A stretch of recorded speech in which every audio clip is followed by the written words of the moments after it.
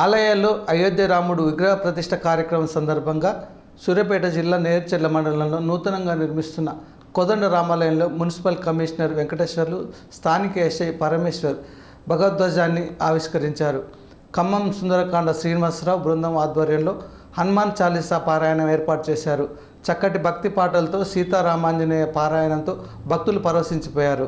LED స్క్రీన్లు ఏర్పాటు చేసి అయోధ్య రాముడి ప్రత్యక్ష ప్రసారం చేశారు. అనంతరం ప్రత్యేక ఆరతితో ఈ కార్యక్రమం ముగించారు. ఈ కళ్ళు ఉట్టికనివ్వలే, వాచా దోషం అంటే నోరు, శ్రవణ దోషాలు.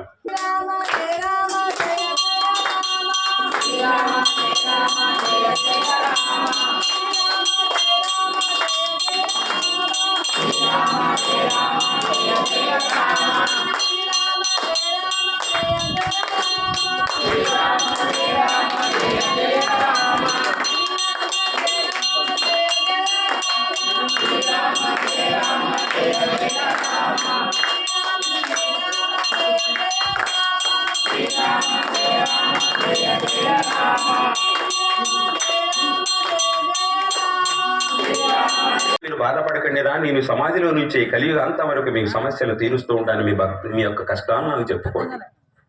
ఈ కలియుగ అంతంలో నేను కలికి అవతారునే వస్తాను, పాప ప్రక్షాళన చేస్తాను, మళ్ళీ సత్యయుగాన్ని ప్రారంభిస్తాను అని చెప్పేసి వెళుతూ ఉంటే, నాయన మరి రేపటి నుంచి మాకేమిటి దిక్కు, మాకు తరుణోపాయం చెప్పాడనంటే అప్పుడు చెప్పాడు బ్రహ్మంగారు, నాయనలారా జాగ్రత్తగా వినండిరా, కలియుగమ్మున తారకంబై వెలుగుతున్నది రామనామం.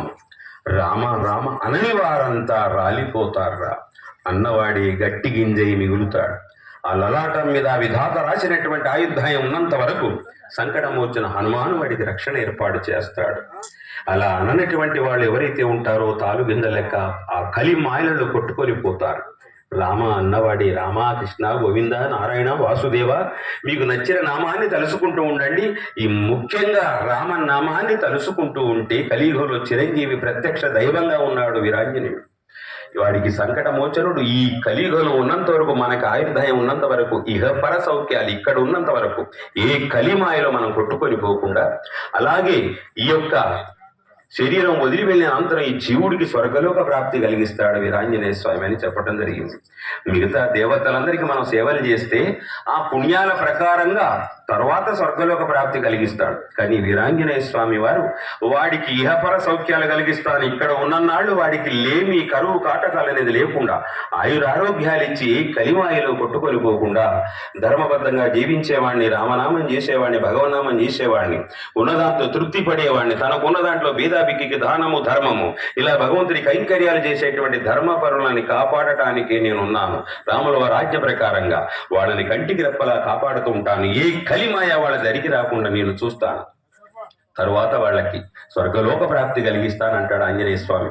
ఆ రోజున త్రేతాయుగంలో రాముల వారి ఆజ్ఞ ప్రకారంగా రాముల వారు స్వర్గానికి వెళుతూ ఉన్నారు. వచ్చినటువంటి అవతార పరిసమాప్తి అయిపోయింది, రాక్షస సంహారం అయిపోయింది, ధర్మస్థాపన చేశాడు. ఇక అవతారం పరిసమాప్తి చేసి వైకుంఠానికి వెళ్లే సమయం వస్తే నాతోటి వచ్చేవాళ్ళు ఎవరు రాండి అని అంటే అయోధ్య ప్రజలందరూ కూడా సగం కంటే ఎక్కువ మంది కదిలారు.